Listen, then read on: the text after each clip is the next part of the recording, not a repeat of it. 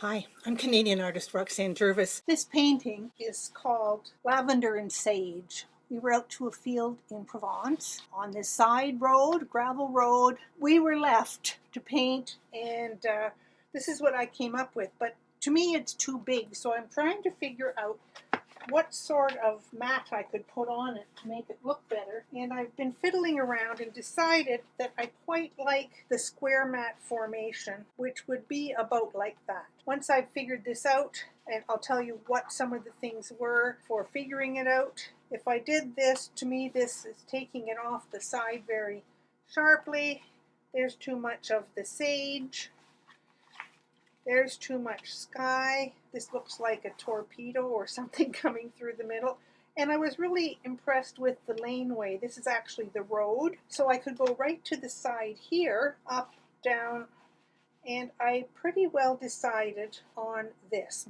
One of the things I wanted to make sure was the distance from here to here would be different than the distance from here to here, because if you had it equal, the composition isn't as good. Here is where I'm going to put the mat. What I need to do then is, I'll take my good mat that I had a professional cut for me, and I'm going to lay this on the foam core and double check this is where I want it to be, and that's what I want. How do I get it to stick?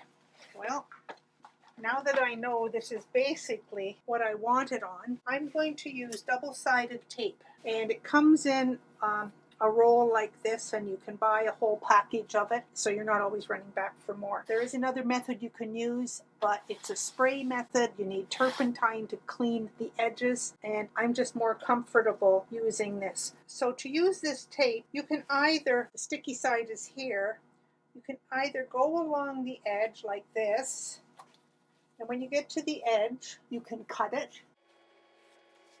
like this, or you can go this way. When you get to the end, you can rip it back right away and break it off with your finger. That's pressure on your finger. So I'm going to continue doing this.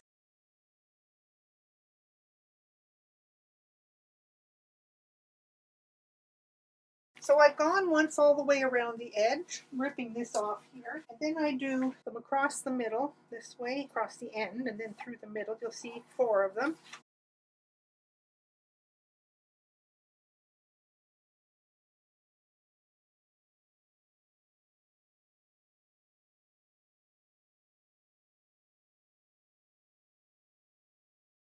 Sometimes when you're doing this, you're going to get some of that twisting. It's a good idea to take that off and put another piece down, just so you don't get a lump when you put your canvas on. The other thing is, people can also start this way and roll it this way, but then you've always got the sticky part on the outside.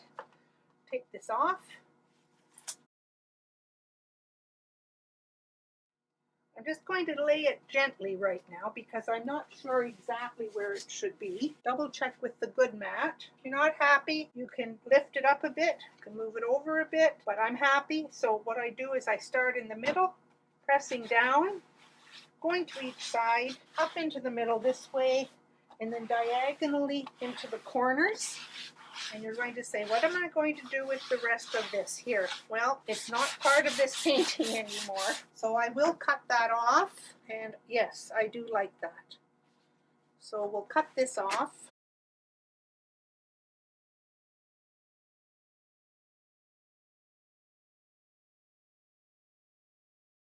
And making sure now that I have the right side of the mat, I'm going to put the mat face down for a minute and put more of this double-sided tape around the mat. Maybe this is almost done.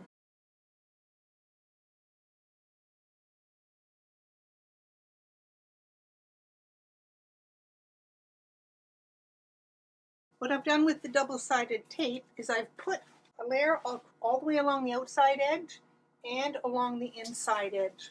Okay, turn this over, get it on nice and square. And in another video, we ended up cleaning glass. Double check again that it's still clean. See how it looks. Okay, that's what it looks like in the frame. I'm happy with it. So what I'll do is I'll do another video on how to join it to the back of the frame. Thank you for watching, and we'll see you on the next video.